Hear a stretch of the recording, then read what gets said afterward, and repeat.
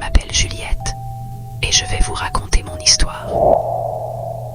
Tout a commencé lorsque j'ai trouvé une ancienne poupée de porcelaine dans un marché aux puces.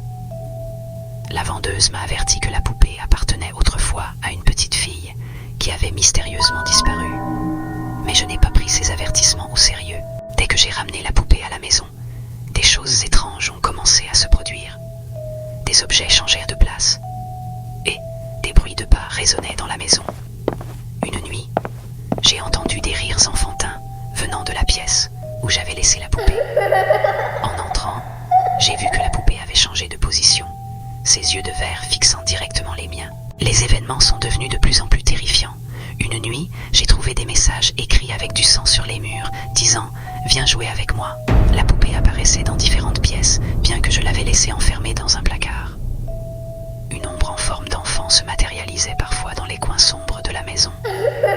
Un soir, en entendant à nouveau les rires, j'ai découvert la poupée au sommet de l'escalier, ses yeux brillant d'un éclat maléfique. Soudain, elle a commencé à bouger, se dirigeant lentement vers moi, ses petits pieds résonnant sur le parquet. Paniqué, j'ai attrapé la poupée et l'ai jetée dans la cheminée. Les flammes l'ont consumée, mais j'ai entendu des cris stridents s'échapper de ses lèvres de porcelaine.